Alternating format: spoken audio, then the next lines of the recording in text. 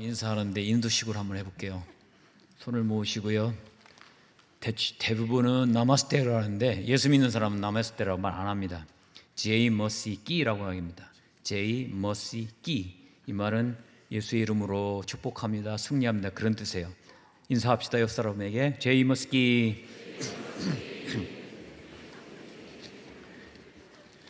여러분, 인도 말을 했기 때문에, 입이 트였기 때문에 인도를 위해서 기도 안 하시면 혓바늘이 쓸 것 같은 생각이 막 듭니다. 감사합니다. 저는 예수를 믿지 않는 집안에서 태어났습니다. 형제가 7이고 아버지 형제가 12인데 예수 믿는 사람이 단 한 명도 없었습니다. 저도 예수님의 예자를 들어본 적도 한 번도 없었고요. 제가 이때까지는 정말 성실하고 공부도 잘하고 집안에 기대되는 아들이었는데 고3 딱 되면서부터 놈들은 대학 가기 위해서 정말 열심히 기도하는데 저는 그날부터 열심히 헤매기 시작했습니다. 이틀은 혹은 3일은 학교 가고 나머지 2, 3일은 길거리를 헤매고 다녔습니다. 산에서 자기도 하고요, 성당에서 자기도 하고, 심지어는 화장실 앞에 있는, 공중 화장실 앞에 있는 의자에서 자기도 하고, 그렇게 헤매기 시작했습니다. 제가 무슨 일진은 아니었습니다. 한 3진쯤 된 것 같아요. 제가 그렇게 헤맸던 이유는 하나밖에 없습니다. 내가 왜 살아야 되지였습니다. 내가 왜 밥을 먹어야 되고, 왜 공부해야 되고, 왜 살아있는지 그 이유를 모르겠는 거예요. 누군가 나에게 삶의 이유가 뭔지, 목적이 뭔지 알려주면 저는 거기에 목숨 걸 마음이 있었어요. 그런데 예수님을 몰랐기 때문에, 누구도 저에게 전도한 사람이 없었기 때문에 그렇게 오랫동안 길거리를 헤매고 다녔습니다. 어느 날 성당에서 잠을 자고 내려가려고 하는데 저쪽에서 누군가 걸어오고 있었습니다. 그래서 가까이 가서 보니까 제 중학교 때 친구였어요. 그래서 그 친구 보고 너는 왜 학교 안 가고 여기 헤매고 있냐? 그래서 전 되물어요. 너는 왜 여기서 헤매고 있냐? 그래서 얘기를 하다 보니까 이 친구하고 저하고 생각이 똑같은 거예요. 그 친구도 학교 안 가는 이유가 그거예요. 왜 사는지 모르겠다는 거예요. 그래, 그럴 바에는 우리 서로 같이 헤매자. 그래서 그날부터 둘이 같이 헤매기 시작했습니다. 같이 학교 담을 넘었고, 같이 술을 마셨고, 같이 길거리를 헤매고, 같이 그렇게 잠을 잤습니다. 그리고 세월이 흐르는데 40년 만에 처음 만났는데 그 친구는 스님이 되어 있었고요, 저는 목사가 되어 있었습니다. 여러분, 똑같이 헤매도 누구를 만나냐에 따라서 결론은 이렇게 달라집니다. 저는 여러분이 예수 믿기를 정말 잘하셨다고 믿습니다. 저는 제 인생에서 가장 큰 축복은 예수 그리스도입니다. 그분을 만났을 때 제가 살아야 되는 이유를 알았어요. 내가 공부를 왜 해야 되는지, 왜 살아야 되는지, 왜 밥을 먹어야 되는지를 예수를 믿고 나니까 모든 답이 그 안에 있었어요. 그래서 저는 주저하지 않았습니다. 제가 자살하려고 마음먹었다 예수님 믿고 나서 저의 인생은 완전히 바뀌었습니다. 술 마시고 길거리를 헤매고 여기저기 길거리에서 나듯빠지고 몸이 병들어 다 죽어갔던 저를 예수님께서 저를 불러주셨습니다. 그래서 저는 삶의 이유가 예수라는 것을 확신히 알았습니다. 그래서 오늘도 저는 예수님을 증거하고 이렇게 그분을 높이며 그분 이름만을 증거하며 살아가고 있는 것입니다. 제가 처음 예수를 믿고 나서 제 가장 먼저 전도 대상이 우리 어머니였어요. 저는 우리 어머니 너무 사랑했고 저희 어머니 역시 저를 너무너무 사랑했습니다. 제가 막내 아들이기 때문에 특별히 저를 더 떡을 하나 더 주는 분이었어요. 그래서 제가 엄마한테, 엄마, 아들 사랑하시죠? 그럼 우리 아들 너무너무 사랑하지? 엄마, 내 부탁이 하나 있어요. 아들 말해봤는데 엄마 다음 주에 나랑 교회 가자. 아들아, 그건 아닌 것 같아. 엄마는 사랑하는 아들이 부탁하면 들을 줄 알았어요. 그래서 청소도 내가 다 하고 빨래도 내가 다 하고 밥도 내가 다 하고 엄마가 할 수 있는 힘든 일 모든 걸 다 해드리고 나서 엄마, 아들하고 같이 교회 가자. 그랬더니 엄마가 하는 말이 너는 네대로 가, 나는 내 길 갈게, 그러시더라고요. 이게 사람의 힘으로 되는 게 아니구나. 그래서 그 엄마의 영혼을 구원하기 위해서 내가 할 수 있는 것이 뭘까라고 고민하기 시작했고, 그때부터 제가 한 일이 있었습니다. 그게 뭐냐, 저희 어머니가 신고 있는 신발을 들고 교회를 가져갔습니다. 옆에다 놓고 손 얹고 기도했습니다. 예수님, 신발은 왔는데 이 신발 주인이 안 왔습니다. 이 신발 주인 오게 해주시옵소서. 그렇게 해서 몇 개를 기도를 했습니다. 그리고 그 다음부터는 제 어머니가 찬빗으로 머리를 빗고 나면 꼭 머리카락이 빠집니다. 그럼 찬빗에 있는 머리카락을 빼서 가지고 교회를 갔습니다. 그래서 의자 옆에다 놓고 또 기도합니다. 하나님, 지난번에는 신발이었는데 이번에는 머리입니다. 하나님, 중간만 오면 됩니다. 하나님, 중간 보내주시옵소서. 그렇게 1년을 기도했습니다. 꿈속에서 예수님이 정확하게 저희 어머님이 더러운 걸 다 토해내고 회개하는 것을 보여주셨습니다. 그리고 저희 어머니를 마침 구원해 주셨습니다. 여러분, 이불을 벌려 전도 못할 바에는 신발이라도 들고 오십시오. 그런 열정이 있어야 영혼 구원이 일어나지 않겠습니까? 새생명 전도축제에 태신자의 이름을 쓰는 걸로 알고 있습니다. 여러분, 내가 가서 정확하게 복음 증거할 수 있는 용기나 그런 자신이나 이런 것들이 없다라면 그분의 신발을, 그분의 옷을, 그분의 머리카락으로 들고 이 자리에 앉으셔서 그분을 위해서 눈물로 기도하십시오. 반드시 여러분을 통해서 그 기도를 하나님 들으실 줄 저는 믿습니다. 오늘 본문이 아니라 마태복음에 보면요 14절에 이 천국 복음이 모든 민족에게 증거되기 위하여 온 세상에 전파되리라 하니 그제야 끝이 오리라는 말씀이 있어요.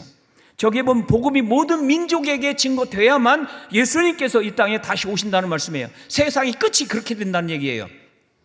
근데 저기에 있는 모든 민족이라고 하는 단어가 헬라어가 에드노스라는 단어인데 저 말은 오늘날로 순학적 성교학적 용어로는 미전도 종족, 비접촉 미전도 종족이라는 종족 단어로 쓰이기도 합니다. 저 말 가운데 가장 중요한 날이 뭐냐면 비접촉 미전도 종족입니다. 미전도 종족은 그 종족 안에 2%밖에 안 되는 경우예요. 그런데 비접촉 미전도 종족은 단 한 번도 복음을 들어보지 못한 종족을 말할 때 비접촉 미전도 종족이라고 씁니다. 인도 안에는 비접촉 종족이 무지하게 많습니다. 그래서 사진을 한번 넘겨주시겠습니까? 불이 안 들어오네. 저기에 보면 빨간색으로 된 310종족이 있습니다. 저게 바로 인도입니다. 전 세계에서 가장 비접촉 종족이 많은 민족이 바로 인도입니다. 인도에는 310종족이라고 하는 어마어마한 종족들이 있습니다. 근데 여러분 전 세계 아직까지 지난 해까지는 중국이 인구가 가장 많았는데 중국에는 18종족밖에 안 됩니다. 그런데 인도에는 300단위입니다. 전 세계에는 100단위가 한 군데도 없는데 오직 인도만 310종족입니다. 어마어마한 저들 누가 전도하겠습니까? 앞으로 저곳에 전도되지 않고 복음이 들어가지 않으면 예수님 이 땅에 오실 수가 없습니다. 그 다음 사진 보시면 제가 바로 저 빨간색 살짝 보이는 저곳에서 사역을 합니다. 저는 수도 델리에서 약 북쪽으로 5시간, 4시간에서 5시간 곳은 거점 도시입니다. 저기에서 제가 사역을 하고 있습니다.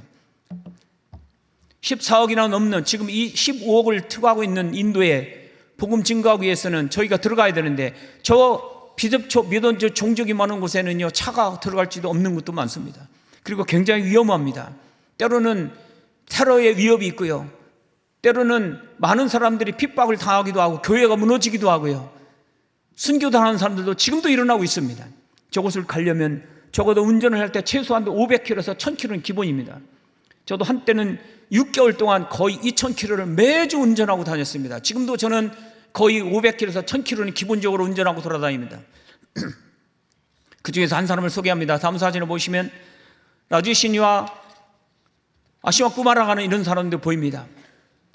저분이 가운데 있는 사진을 보시면 저는 자전거를 타고 다니는데 저 자전거 타시는 분의 앞뒤에는 박스가 하나씩 달려있지 않습니까?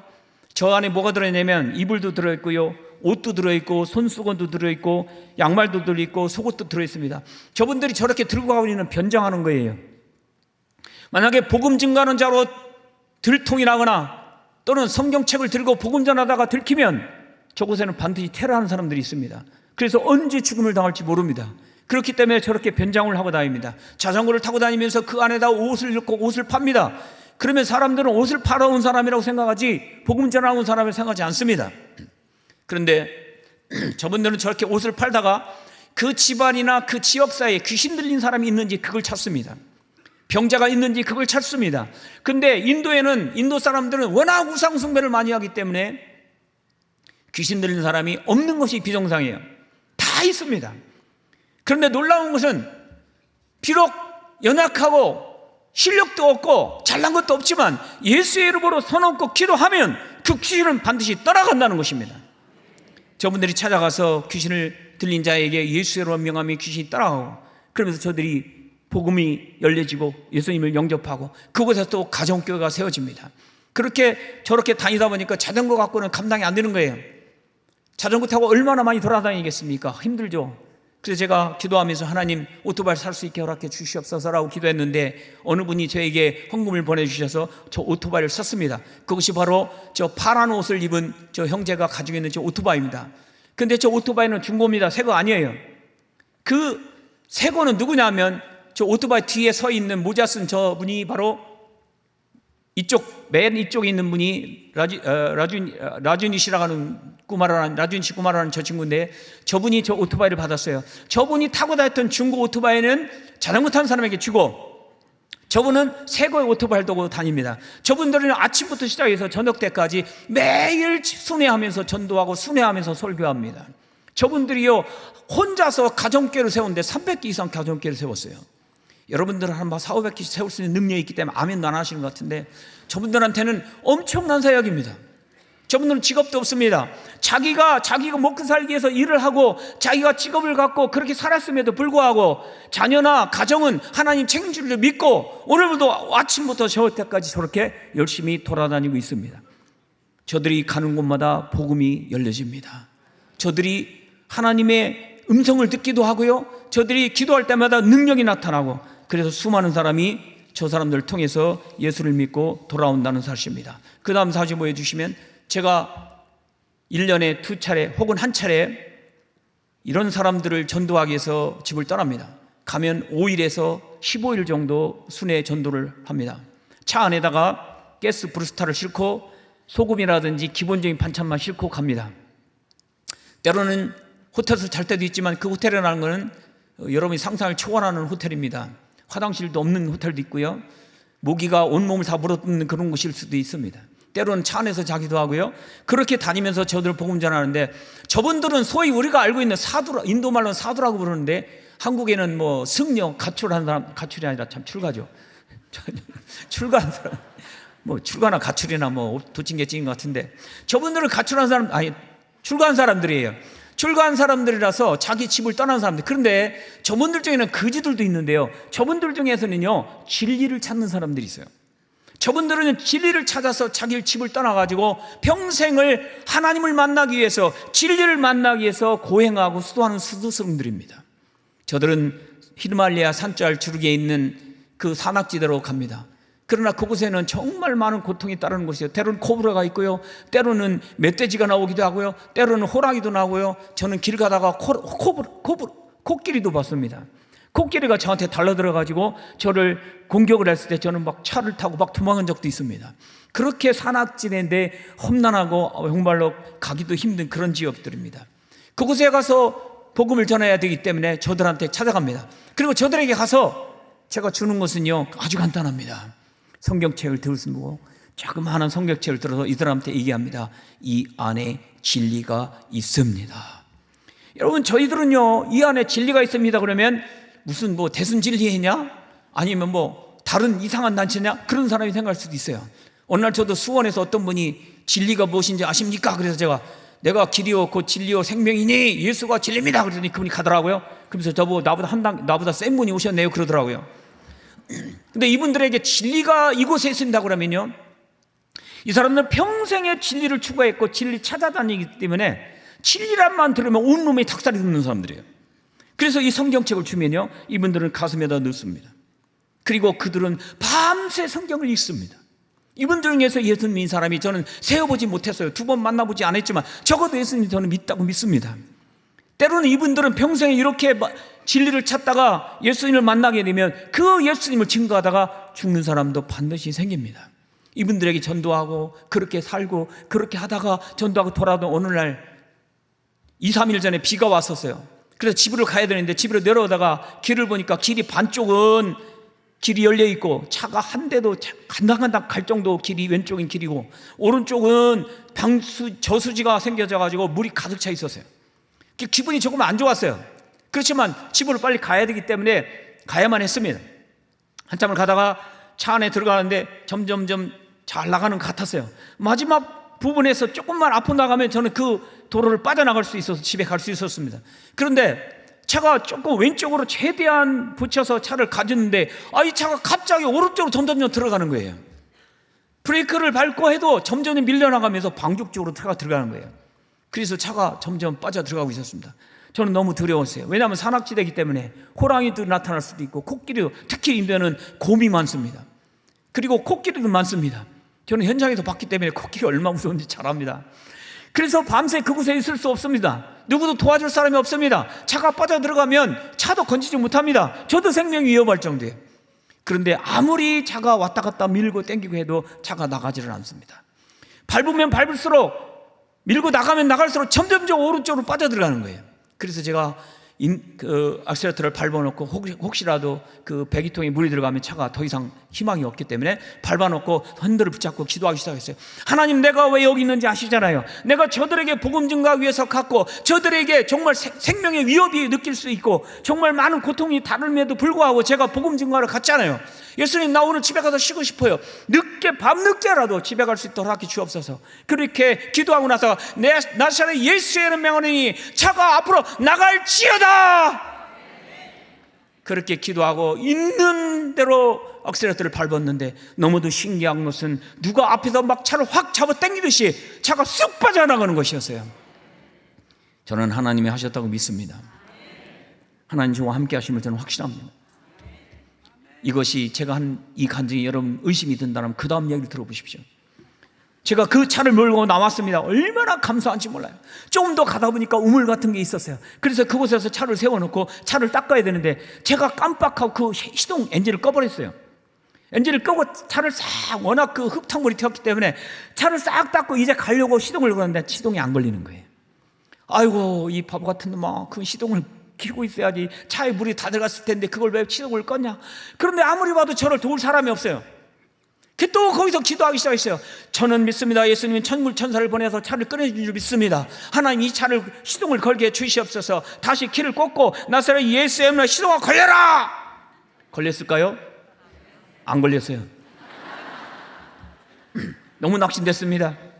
하나님, 아까는 나서 예수 이름으로 했을 때는 차 빼주셨는데 왜 이제는 시동 안 걸립니까? 하나님, 어떡합니까? 하나님, 날 좀 도와주세요. 차를 또 시동을 걸게 해주시옵소서 라고 기도하는데 저기서 한 차가 오고 있었어요.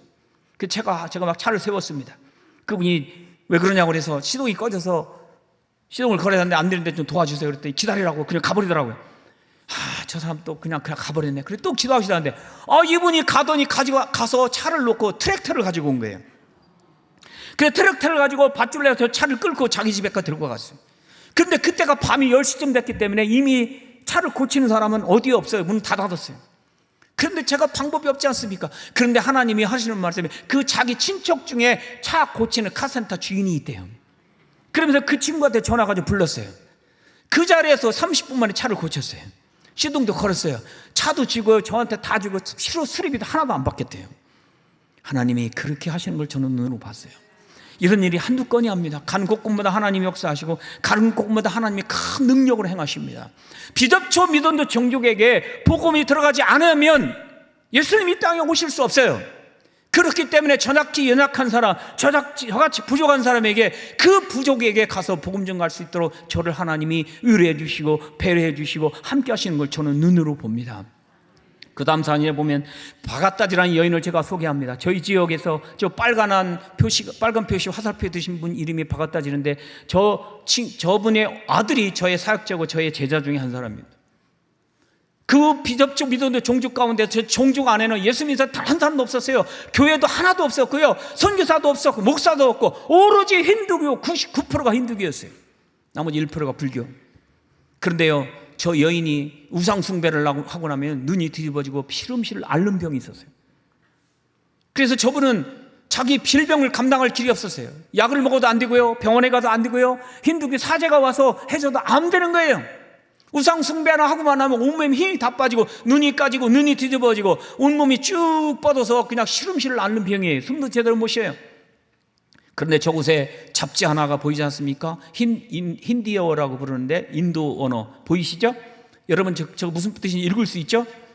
예수 불렀다 해, 뭐 가볍지 않습니까? 나마스타도 제이머스기도 했는데 저 책이 기독교 잡지입니다. 근데 저 남편이 우체부였어요. 우체부가 물건을 배달하러 갔다가 수치인 불명이 나서 자기 집에 갖다 놨는데 저 부인 바가티즈라는 저분이 많은 잡지 중에서 그 한 잡지를 집었는데 저 잡지를 집은 거예요. 그런데 놀라웠게도 이 잡지에는 복음이 있었어요. 첫 페이지에 무엇이 있었냐면 첫 페이지에 예수 그리스도의 이름으로 기도하니 병이 나섰더라라는 말씀이 있었어요. 그래서 저분이 자기가 몸이 아프고 병든 거를 생각해서 어떻게 하면 자기가 낫을까 고민하고 있었는데 그 책에 예수의 이름으로 기도하면 낫는다 하니까 그분이 자기가 시름시름 앓고 있을 때 그 책을 읽고 나서 예수의 이름으로 기도하니 내 병을 치료해 주시옵소서라고 기도했는데 그 즉시 나서 보셨어요. 이분이 놀라운 거예요.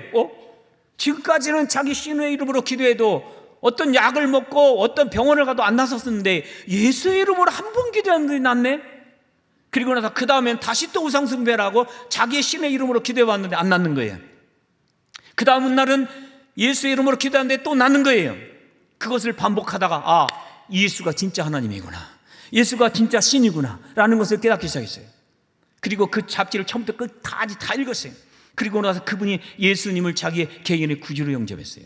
예수 십자가가 자기 죄를 용서하였고 예수 그리스도의 부활로 말미암아 자기가 구원받은 하나님의 백성이 됐다는 것을 알게 되었습니다. 그리고 예수님을 영접하고 나서 그때부터 기도하기 시작하는데 놀라운 일이 그때부터 벌어지기 시작합니다. 이분이 밤이면 전기가 없었기 때문에 촛대를 위에다 놓고 그 위에다 촛불을 끄서 불을 켜고 나서 그 위에서 앞에서 무릎 꿇고 기도하는데요, 이 촛대에서 음성이 들려오는 거예요. 실제 육성을 말하는 겁니다. 실제 육성이 들리면서 하나님이 이분을 인도하기 시작하는 거예요. 나는 내가 기도하는 예수니라. 하나님께서 그분에게 직접 역사하셔서 누구도 가르치는 사람도 없고 목사도 없고 선교사도 없고 교인도 없고 교회도 없고 아무도 없는 곳에서 하나님이 직접 이 비접촉 믿는 종족 안에 들어가셔서 육성으로 그 하나님께서 이 바가다지는 여인을 훈련시켰습니다. 한 2달쯤 됐을 때 하나님께서 육성을 통해서 말합니다. 너는 오늘부터 네가 지금까지 있었던 일을 이웃에게 간증해라. 그리고 그들을 위해서 기도하라. 내가 너에게 치료하는 능력을 줄 것이다 라고 말씀하셨습니다. 이분이 그때부터 기도하기 시작하는데 그때부터 놀라운 일이 벌어지기 시작합니다. 수많은 사람이 예수님 믿고 돌아오기 시작했습니다. 첫 번째 옆집에 있던 부인이 10년 결혼했는데 애가 없어서 큰일 났습니다. 시골에서 옛날에 우리나라처럼 애가 없으면 칠가지왕 이런 거 있지 않습니까? 그렇기 때문에 인도도 굉장히 불안하고 외워합니다. 그 부인이 이분에게 와서 나 언니 고민이 하나 있어. 내가 10년 결혼했는데 애가 없어. 우리 시어머니 나 내쫓으려고 그래. 어떻게 하지? 그랬더니 이 부인이 저 잡지를 보여주면서 이 책을 읽고 나서 지금까지는 내가 힌두교 신으로 기도했잖아. 그래 이제부터는 힌두교 신으로 기도하지 말고 예수의 이름으로 기도해봐. 그럼 하나님께서 너에게 아기를 주실 거야. 그 여인이 그 잡지를 읽고 돌아가서 기도하기 시작합니다. 나는 예수님 누군지 잘 모릅니다. 하지만 내 언니가 말하기를 분명히 하나님이라고 살아있는 하나님이라고 믿습니다. 그러니 나에게 아기를 주시옵소서라고 기도하셨는데 6개월 만에 애가 들어섰습니다. 하나님이 놀랍게 행하셨어요. 그 가정을 제가 봤는데 얼마나 숫자가 많은데 그 가정에 한 가족 그 조그만 집에 15, 7명이 한 집에 살더라고요. 하나님께서 이 가정을 통해서 그 일을 행하기 시작하셨는데 이 부인이 동네마다 돌아다니면서 애 못난 사람 다 와라 이렇게 돼버렸어요. 그 근처에 있는 산부인과가 망했습니다. 정말로 하나님이 신기합니다. 기도만 하면 애가 생기고 기도만 하면 질병이 치유받는 거예요. 어떤 분은요 중풍병에 걸려가지고 걸음을 못 걸었어요. 그래서 올 때는 구루마 같은 걸 실려가지고 왔어요. 몸이 꼬부라져 갖고요 펴지도 못합니다. 그런데 그분이요 돌아가지고 걷지도 못하는 사람이 왔는데 이분이 손도 안 댑니다. 그리고 나서 얘기합니다. 네가 만약 예수님을 너의 구주로 영접하기만 하면, 네가 우상 숭배를 버리고 너의 힌두교 신을 버리고 예수를 믿기만 하겠다 하면 내가 이 세상에 기도해 줄 것이고 내가 믿는 하나님께 너를 치료할 것이다. 어떻게 하겠냐? 예수를 믿겠냐? 아니면 힌두교 신을 끝까지 섬기겠냐? 그런데 자기 병인을 나서야 하기 때문에 거짓말이든 진실이든 그분들은 그 자리에서 나 우상 숭배 버리고 오직 예수님을 내 구주로 영접하겠습니다라고 말합니다. 그러면 십자가와 부활에 대해서 복음을 증거하고 그 자리에서 예수님을 영접하게 합니다. 영접 기도하고 나면 그 사람이 그 자리에서 무릎을 달아서 기도하는데요, 이 중풍병자를 위해서 장장 4시간을 기도했습니다. 저는요 솔직히 이 정도 중풍병자가 저한테 와서 저한테 기도하러 가면요 가서 금식이나 해. 저는 못합니다. 근데 이분은 4시간을 붙잡고 기도하는데 손도 안 댄 상태에서 손든 상태로 4시간 기도하는데 하나님께서 그 사람을 깨끗게 치료하셨습니다. 올 때는 구루마 타서 왔지만 갈 때는 걸어갔습니다. 자기가 그 구루마를 끌고 오세요. 이것이 소문에 소문을 나면서 곳곳에서 많은 사람들이 수십 명씩 몰려들고요, 저 교회가 3,000명이 넘는 교회로 부흥했습니다. 그리고 그 제자들을 제가 훈련하기 시작했습니다. 그들이 핍박 때문에 흩어져서 곳곳에서 가정교회를 세워졌습니다. 그리고 그 제자들을 제가 모아놓고 훈련하면서 그 교회가 엄청나게 부흥했습니다. 그 교회를 제가 하나님이 저를 통해서 건축하게 하셨습니다. 다음 사진에 보시면 저희가 제자 훈련을 하다 보니까 수많은 곳곳에 가정교회들이 저렇게 세워집니다. 제가 5년 전에 크리스마스 이브 전날 그 지역사에 있는 지역 그 지역사회에 있는 그 성도님들만, 가정교회 리더들만, 가정교회 사람들 모았는데 약 3,500명이 모였습니다. 얼마나 감사한지요. 3,000명이 넘는 그 교회 자리 앞에서 제가 설교할 때 제 기분을 여러분 느끼실 수 있겠습니까? 얼마나 감사한지요. 곳곳에서 열매가 저렇게 맺어지고 있다는 사실입니다. 그런데 한 가지 문제가 생겼어요. 문제가 뭐냐면 저기에서 사역하고 있는 제자들, 그리고 저 교회에 있는 청년들을 훈련을 해야 되는데 훈련할 장소가 없는 거예요. 그래서 저 교회에서 임시로 빌려서 그곳에서 강의를 하고 신학기를 시작을 했는데, 문제는 숙소예요. 한 건물에서 이런 오픈된 공간에서 남자가 잘 수는 없었거든요. 그래서 이쪽에는 이쪽 집에서 렌트해가지고 남학생이 기거하고, 이쪽에는 여학생이 기거하고, 그렇게 신학기가 시작됐는데, 신학생이라는 걸 알고 예수 믿는다는 것을, 예수 사람들이라는 것을 훈련받는 곳이라 알기만 하면 그 사람들이 집을 안 내주는 거예요. 그래서 넣을 장소가 없었어요. 그래서 제가 하나님 앞에 기도하기 시작했는데 하나님 건물을 안 주셔요. 그래서 제가 하나님 앞에 조금 좀 이렇게 때를 쓰기 시작했어요. 때를 쓴 것이 뭐냐? 예수님, 오늘부터 건물 줄 때까지 다 사역 안 합니다.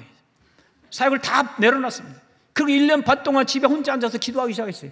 하나님, 내가 왜 사역 안 하시는지 아시죠? 하나님, 내가 300km, 500km씩 차 타고 가야 되는 곳을 안 가시는 거 주님 아시지요? 내게 건물을 주시옵소서. 저는 학교가 있었기 때문에 학교 뒤에 100평 정도 땅이 있었어요. 하나님, 땅은 여기 있습니다. 하나님, 이 땅에다가 건축할 수 있도록, 신학교를 할 수 있도록 하나님 헌금을 주시옵소서. 그런데 저는 한 가지 이유가 있었어요. 하나는 조건이 있어요. 그게 뭐냐? 내 입으로 찾아가서 헌금해 주세요라고 말하지 않겠습니다. 저는 교회를 12개를 건축했습니다. 근데 저는 제 입으로 한 번 누구한테 찾아가서 차 건축할 수 있게 헌금해달라고 말해본 적이 없어요. 근데 하나님은 주셔요. 참 신기합니다. 어쩌면 그렇게 내 마음에 소원을 하시는지 잘 몰라요. 저는 제가 키가 좀 작습니다. 그래서 제가 예수님 믿고 나서 첫 번째 기도가 뭐였냐면, 예수님, 우리 아들들 태어날 때 다른 건 다 뭐 코가 막 이렇게 생겨도 괜찮고 눈이 막 이렇게 생겨도 괜찮은데 키는 180 아니면 안 됩니다. 제가 그래서 결혼하고 나서 제 아내가 배에다 손을 넣고 나사렛 예수 이름의 안에 180짜리 씨발 들어가라. 그리고 제 아들이 태어났을 때 다리를 쭉쭉쭉 하면서 예수 이름의 안에 180발로 늘어날지어다. 우리 아들이 유치원 갔다 오면 예수 이름의 안에 180짜리 아들 들어올지어다. 지금 우리 큰아들은 180이고요. 우리 둘째 아들은 182입니다. 하나님이요, 작은 신음에도 응답하시는 걸 저는 한두 번 본 적이 아니에요. 넘치도록 주십니다. 하나님 넘치도록 주십니다. 여담이지만 밑에 무슨 신발함 가게인가 있지 않습니까? 성교사들에게 많은 옷을, 저는 이제 바바리 코트를 평생에 한 번도 입은 적이 없는데 너무 입고 싶었어요. 그래서 며칠 전부터 계속 바바리 이러고 돌아다녔어요. 그때 바바리 코트가 저는 4, 5만 원 하는 줄 알았더니요, 기본이 3, 40만 원이더라고요. 그때 제가 무슨 수를 감당합니까? 기도하기 시작했어요. 근데 엊그제 여기 와서도 그 기도했어요. 하나님, 바바리 코트 주시옵소서. 그래서 실만 목가에 가가지고 바바리 코트 있는 가운데 확인해 보니까 없더라고요. 근데 그젠가 언제 가서 보니까 딱 바바리 코트 거기 있는 거예요. 너무너무 감사해서, 그것도 10,000원짜리, 2만 원인가? 너무너무 좋고, 제가 볼 때 한 4, 50만 원 넘는 자리를 깨끗하고 새 것 같은 것이 거기 딱 걸려 있는데 눈에 보이게 확 흘러지 없대로 들어오는데 제 기도 응답이더라고요. 그래서 제가 그걸 딱 들고 사갖고 가는데 그분이 거기 있던 일하시는 우리 집사님이 저에게 이렇게 얘기합니다. 성기사님, 이거는요 사실 어떤 분이 어제 가져갔었어요. 사갖고 갔던 거예요. 근데 무슨 이유인지 그분이 다시 가지고 와서 나 안 입는다고 갖다 걸어놨다는 거예요. 왜 갖다 놨을까요? 그분은 기도 안 하고 샀고 저는 기도하고 샀어요. 이런 일이 한두 번이 아닙니다. 제가 사는 초기에 인도 들어갔을 때 배추가 없어서 너무너무 배추가 먹고 싶은데 그것도 이상하게 그날따라 신민치, 묵은 신민치가 먹고 싶더라고요. 그래서 제가 기도했어요. 예수님, 이것도 배추도 없는 나라인데 내가 신민치를 어디서 먹겠습니까? 제가 임신한 것도 아닌데 왜 내가 신민치를 먹어야 되는지 모르겠지만 왜 그렇게 신민치가 땡기는지 모르겠습니다. 그리고 말았어요. 근데 2달 후에 한인교회 목사님 오셨는데 그분이 절대 물건 안 들고 다니는 사람이에요. 돈을 현찰로 주면 줬지. 근데 그분이 김치통 이만한 걸 들고 2년 묵은 신김치다 라고 저희를 갖다 주더라고요. 제가 왜 이렇게 사랑받는지요? 저는 날밤새도 다 못합니다. 저는 부족한 사람이에요. 저를 위해서 기도하는 사람도 없다고 그랬잖아요. 저는 예수님이 저희 집안의 처음입니다. 그런데요, 나를 왜 그렇게 사랑하시는지요? 나는 견딜 수가 없어요. 그 사랑이 너무 크고요. 제가 예수님 믿기 전에 자살하려고 먹었을 때 정말 세상에서는 절망이었어요. 나는 살고 싶은 이유도 없었고요, 살아야 될 이유도 없었어요. 그저 그냥 하루하루 살다가 죽는 그런 삶을 살았어요. 길거리에서 헤맸고요, 길바닥에서 자기도 했고. 그런데 예수님께서 저를 구원해 주셨어요. 나의 인생의 소망이 무엇입니까? 저는 왜 살아야 되는지 이제는 알아요. 내가 밥 먹어야 될 이유도 예수고요, 길을 걸어가야 될 이유가 바로 예수입니다. 그렇게 복음을 증거하면서 곳곳에 가정교회가 세워지고 각종 지도자들이 생겼고요, 그 청년들을 불러다가 교회를 신학교를 해야 되는데 건물이 없어서 기도하기 시작했어요. 1년 반 동안 기도하는데 어느 날 어떤 분이 저에게 연락이 왔어요. 내가 선교사님에 헌금을 했습니다. 그래서 제가 통장을 보니까요, 공이 꽤 많아요. 꽤 많은데 보니까 두 번, 세 번을 세봤는데 4천만이 들어온 거예요. 여러분 한 5천씩 그냥 자신 있게 하니까 아멘이 안 되는지 모르겠지만 저는 너무 놀랐어요. 그래서 4천을 받고 기도합니다. 하나님 너무나 감사해서. 근데 그분이 누군지 모르겠어요. 그 연락을 해서 물어봤어요. 어떻게 나를 알고 헌금했습니까? 제가 어느 큰 교회에 가서 기도한 적이, 설교한 적이 있었는데 그분이 그 자리에 거기서 있었다고 그래요. 제가 간증을 듣고 은혜를 받았대요. 그런데 자기 집에 자기 문제가 있었는데 그 문제를 위해서 기도하는데 해결이 안 됐는데, 그 문제를 위해서 기도하고 났는데 오늘 갑자기 그 안 되던 것이 해결이 돼서 돈이 생겼다는 거예요. 그래서 헌금 11조 하고 어쩌고저쩌고 하고 남은 돈이 있었는데 이 돈을 어디로 흘러보낼까요? 하나님 특별한 뜻이 있는 줄 믿습니다라고 기도하는데 제 얼굴이 보이더랍니다. 제 얼굴이 좀 잘생기긴 했어요, 솔직히. 목사님 죄송합니다. 왜 저를 보여주셨을까요? 저는 아침마다 경기합니다. 제 얼굴이 이렇게 잘생긴 줄은 몰랐어요. 정말입니다. 이건 농담이 아니에요. 왜냐하면 저를 맡으신 하나님 너무 좋으니까요. 그래서 저는 거울 볼 때마다 놀라는 그 하나님이 그 잘생긴 얼굴을 보여주셨다라고 생각하지 않습니다. 제가 기도하는 기도의 응답을, 나의 작은 신음에 응답하신 하나님의 음성이 그분한테 들려준 줄 믿습니다. 그분이 헌금을 보내서 공부를 시작했는데 4천만 원 다 쓰고 나니까 돈이 또 없어요. 또 기도하기 시작합니다. 하나님 1년 반 동안 기도도 사역도 안 하고 기도만 했는데 여기서 멈추고 또 1년 반 갈까요? 아니면 주실까요? 그랬더니 주님이 갑자기 신학교 동기 청주에 있는 우리 친구를 저희한테 보내주셨어요. 친구가 연락이 와서 한 번도 연락했고 저보다 후원한 적도 없는 저한테 온대요. 왔어요. 그래 이렇게 보더니 건축하다 말았네. 나를 위해서 기도해줘. 내가 교회 가서 광고가 뵐게. 그리고 나서 4천만 원 또 보내왔어요. 놀라운 일입니다. 저는 어디 가서 찾아가지고 돈 달라 해본 적이 없어요. 그런데 하나님이 그렇게 하셨습니다. 이곳에서, 그 다음 사진 보여주시면, 이곳에서 신학생들이 세워지고 저기 있는 저 건물들이 바로 그런 곳입니다. 신학생들을 훈련받고 있는 장면들입니다. 다음 사진 보시면 해마다 20명에서 25명씩 저렇게 신학생들이 졸업합니다. 저들은 비전은 뭐냐면 앞으로 신학교를 정식으로 다시 공부하고 목회자가 되어서 선교사가 되거나 아니면 지역교회 가서 교회 개척하는, 비접촉 믿음족의 교회 동족에 들어가서 교회 개척하는 일들을 하겠다라고 말합니다. 그 다음 사진 보여주시면 저 건물 속에서 하는 목회자 세미나가 있고요, 그 다음에 사진을 보여주시면 청소년 캠프를 합니다. 인도는요 청소년들이 무지무지하게 많습니다. 한국 청년들은 중부동부 수련회학교 나와 그러면 거의 안 오려고 그러는데 저곳은요 신기한 게 잉글리시 캠프 한다, 영어 공부할 사람, 캠프하기를 원하는 사람 와라 그러면 서로 막 피 터지게 싸웁니다. 서로 들어오려고. 저곳에서요 4박 5일 이렇게 세미나를 하면요 제가 설교하고 제가 간증하고 부흥회를 합니다. 하나님이요 놀라운 일을 행하십니다. 하나님이요 그 자리에서 회개형 임하고요, 여기저기서 눈물 흘리면서 회개하는 청년들이 일어나고요, 어떤 아이는 방언을 하고요. 나는 방언을 은사를 받으라고 말해본 적이 없는데 하나님이 그렇게 하십니다. 저는 은사를 정말 많이 주셨어요. 하나님께서 직접 음성도 들었고요, 손을 얹은 즉 그 사람이 영분별이니까 신유, 방언, 통역, 예언, 하나님 다 오늘 은사를 주셨어요. 그렇지만 저는 은사를 사용하지 않습니다. 예수 한 분만 증거하기를 원합니다. 그래서 저곳에서 임재하면 아이들이 막 간증이 넘칩니다. 어떤 아이는 하나님의 음성 들었다고 간증하고요, 어떤 아이는 하나님이 자기에게 선교사가 되려 한다고 음성을 듣기도 하고요, 어떤 아이는 목사가 되려 했다고 하는 음성도 듣기도 합니다. 그 중에서 한 아이는요 환상이 보이는데 자기 왼쪽에 이렇게 성경책이 끼어 있더랍니다. 그런데 주변에 아프리카 사람이 새콤하게 생긴 사람들이, 사실 지도도 새콤하는데 아프리카 사람이 옆에서 쭉 새콤한 사람이 있더라고 그래요. 그러면서 그 앞으로 새카마는 사람들이 이 책이 무슨 책이냐 묻더래요. 그래서 자기가 이것이 예수 그리스도의 말씀이요 하나님의 말씀이다라고 증거했답니다. 그랬더니 갑자기 하늘에서 음성이 들리기를, 아들아 너는 이 다음에 선교사가 되어서 저 아프리카의 사람들에게 가서 복음 증거하는 사람이 될지어라. 그런 음성을 들었다고 간증합니다. 그곳에서 부흥의 역사가 일어납니다. 그곳에서 하나님의 사람이 놀랍게 일어나고 있습니다.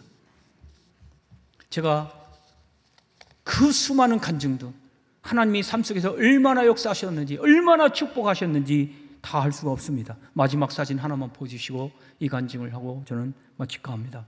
순교의 사람에 대해서 얘기하고 있습니다. 저렇게 교회가 개척되고 있습니다.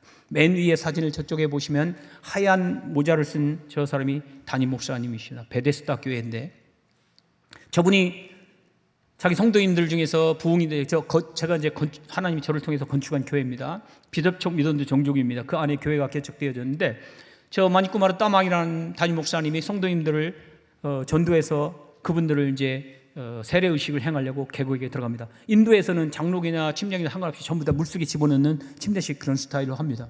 그래서 계곡에 들어가서 찬양을 하고 소위 물속에 세례를 집어넣으려고 하는 중간에 죽창을 들고 몽둥이를 들고 힌두 극우자들이 왔습니다.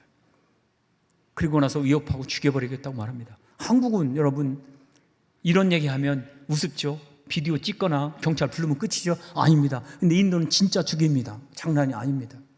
그들이 왔다는 얘기는 누군가 그날은 죽어야 됩니다. 그때 담임 목사님인 마니꾸마르 따망이 그들 중에서 대장급 뛰는 사람이 딱 가가지고, 내가 여기 담임 목사다, 나부터 죽여라 라고 목을 내밉니다. 사모님이 옆에 있다가 과부가 될까 무서워서 그런지 모르겠지만 나도 죽여라 라고 그들 앞에 가서 섭니다. 이 광경을 본 거기에 온 성도님들이요, 그러면 나도 죽여라 하면서 다 그들 앞에 가서 줄을 서서 목을 내밉니다. 여러분 진짜 죽이러 왔는데 죽음을 각오하는 사람 앞에서는 두려움이 임하는가 봐요. 그날 그들이 물러갑니다. 물러가면서 이 나라는 힌두교의 나라인데 힌두교로 기독교로 개념시키는 너희는 가만두지 않겠다라고 경고하고 그들은 돌아서 갔습니다. 하나님께서 그들을 지켜주셨습니다. 그런데 안타까운 거는 6개월 뒤에 또다시 그들 중에서 6명이 찾아왔어요. 저 건물 속에 있는 그 밑에 있는 사진 있는 바두르따망이라는 저 빨간 옷 입었던 그 친구가 그곳에 있었는데 저기를 찾아왔어요. 찾아와가지고 회유하기 시작합니다. 네가 만약에 예수를 버리고 힌두교로 돌아온다면 이 건물을 힌두교 사원으로 만들어줄 것이고, 너는 힌두교 사원의 담임 목사가 되게 해줄 것이고, 너의 가정들은 평생에 먹고 살 수 있도록 책임져 주겠다고 회유합니다. 그런데요, 이분이 나는 예수님을 떠날 수가 없습니다. 나의 목숨을 살리기 위해서 당신의 목숨을 버리신 예수 그리스도를 나는 버릴 수가 없습니다. 나에게 영생을 주시기 위해서 부활하신 예수님을 나는 떠날 수가 없습니다라고 고백합니다. 3번에 걸쳐서 질문을 하고 나서 회의를 실패하자마자 뒤에 있던 힌두교 사제가 몽둥이를 들고 그 자리에서 다리를 때렸는데 그 자리에서 뼈가 부러져 두동강이 났습니다. 그리고 얼마를 때렸는데 모르겠습니다. 온몸이 피투성이가 되고 온몸이 뼈가 다 부러지면서 의식을 잃어버리고 말았습니다. 동네 사람이 와서 그를 병원에 입원했지만 2달 동안 일식을 차리지 못하고 눈을 뜨지 못하고 결국은 순교당했습니다. 여러분 이들이 왜 이렇게 목숨을 걸어야 될까요? 여러분 왜 편하게 살 수 있었고요, 물질적인 풍요도 누릴 수 있었고요, 얼마든지 삶을 누려면서 살 수 있었음에도 불구하고 왜 이 젊은 나이에 목숨을 걸어야 했을까요? 저도요, 사역직 가다 보면요 테러 위협이 있고요, 저를 죽이겠다고 몽둥이 들은 사람이 있고요, 오토바이 휘두르는 사람이 있고요, 어느 날은 저기 죽방이라고 하더라고요. 우리 아들한테 물어봤더니 우리 아들이 죽방을 때려갖고 저도 펀치도 맞아본 적도 있고요. 어떤 때는요 회색 옷을 입었는데 집에 오니까 여기 발자국이 잔뜩 하더라고요. 그렇게 맞아본 적도 있고요. 때로는 생명의 위협을 하는 전하는 선진도 있고요. 정말 저도 언제 죽을지 모르는 상황입니다. 그럼에도 불구하고 제가 인도로 가고 싶어하는 이유는 하나밖에 없어요. 예수 그리스도예요. 예수 그리스도. 그분이 나의 삶의 전부니까요. 그분이 내가 살아야 될 이유니까요. 그분 없이는 나는 살아야 될 이유가 하나도 없는 사람이에요. 그런데 안타깝게도 이분이 순교하고 나서 그 교회 담임 목사님도 2년 전에 코로나로 죽었어요. 작년에 제가 이곳에 갔을 때, 올해 2월 달에 이곳에 갔을 때 얼마나 마음이 아팠는지 몰라요. 근데 그 자리에 그 사모님이 있었어요. 지금 남편도 죽었어요. 부목사님도 돌아가셨어요. 그리고 그 부목사님 사모님도 신장마비로 죽었어요. 어마어마한 피해를 입었어요. 어마어마한 고통 속에 있어요. 이제는요, 이 부인은요, 혼자 살아갈 수 있는 희망이 없어요. 아직도 40대 후반, 50대 초반밖에 안 됐어요. 정말 힘이 불끈불끈 나고 정말 잘 살 수 있고 누리며 살 수 있는 조건을 다 갖고 있어요. 아들을 없지만 딸이 하나 있는데 그 딸이 호주에 사는데 그 딸이 잘 삽니다. 그래서 그 딸이 얘기했습니다. 이제 와서 나하고 같이 살자.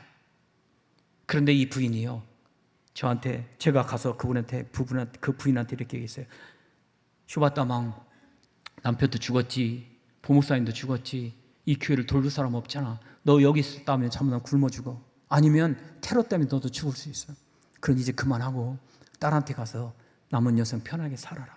그때 이분이 저한테 얘기합니다. 성교사님, 그 자리 앞에 현지인 3명이 있었어요. 성교사님, 이분은요, 일주일 전에 예수 믿었고요, 이분은 2달 됐고요, 이분은 3달 됐어요. 그런데 내가 떠나면 이 영혼들은 누가 책임집니까? 나 여기서 살다가 그냥 예수님 전하다 나는 여기서 죽을랍니다. 그 말을 들을 때 저는 얼마나 같이 울었는지 몰라요. 이분들이 자기 편한 생을 살 수 있었음에 불구하고 왜 죽을 수 있는 상황을 선택했을까요? 그분이 바로 예수 그리스도이기 때문입니다. 그분의 이유가 바로 예수 그리스도입니다. 여러분, 예수 그리스도를 위해서 목숨을 거시고 예수 그리스도를 위해서 여러분 남은 인생을 살기를 주의 이름으로 축원합니다. 기도하시겠습니다. 예수님 홀로 영광받아 주시옵소서. 마지막 삶은, 나의 삶의 생애는 오직 예수 그리스도 한 분만을 증거하고 그분만을 높여드리며 살 수 있도록 허락해 주시옵소서. 예수님의 이름으로 기도하옵나이다. 아멘.